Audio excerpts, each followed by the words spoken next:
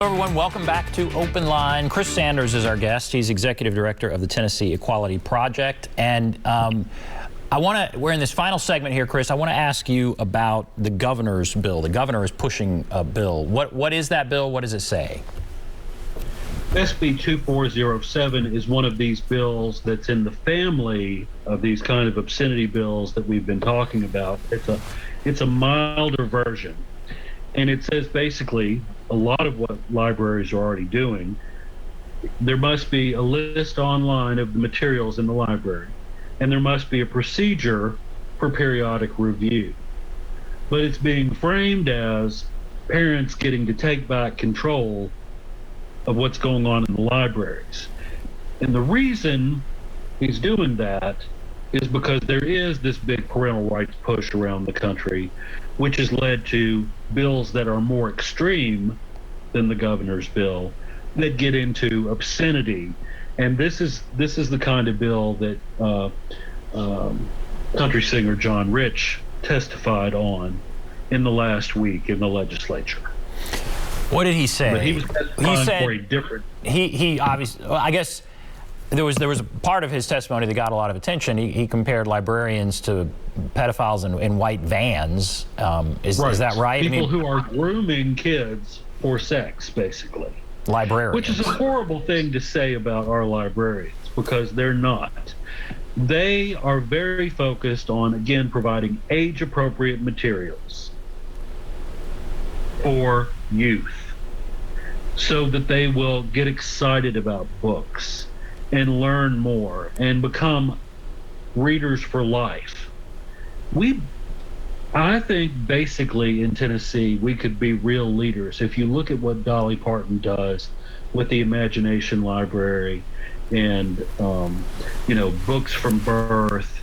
The first 5 years, kids in Tennessee getting those books every month. But then we become suspicious once they get to school. That's the sad part for me, that all these bills are coming from out of nowhere when we have been leaders in some ways in innovative reading programs in this state. Let's not chop that away. Let's reclaim that mantle and do away with these bills that are suspicious of hardworking, qualified librarians who are doing great work every week in our schools. So you're going to be following these bills. You certainly did this last year, and there were 5 that were passed. This year, you say is worse. And so, I guess I like to ask you in the end here. What do you think about where we're headed? How concerned are you? How optimistic are you? You see these bills coming year after year after year. How concerned are you about where we're headed? Yeah, I think these bills point to 2 elements of our democracy that are at risk, and there are many elements of our democracy that are at risk. But pluralism, e pluribus unum, from many one, which hints at the diversity that it takes to make up a democracy. If we're going to criminalize diversity, that's dangerous, 1. And 2, education is bedrock of democracy, an informed citizenry. And if we're attacking libraries and the curriculum, and we're scared of what people might learn, we can't have an informed citizenry that can make the best decisions on its own. We should not dictate content to the citizens.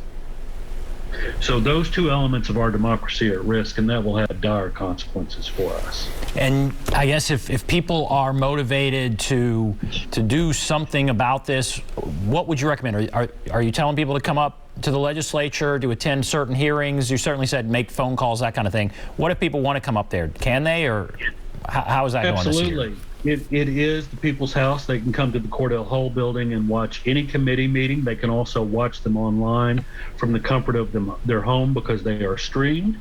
They can call or email their legislators. The process is open to them to participate as much as they want. Well, Chris Sanders, thank you so much. Thanks for coming on.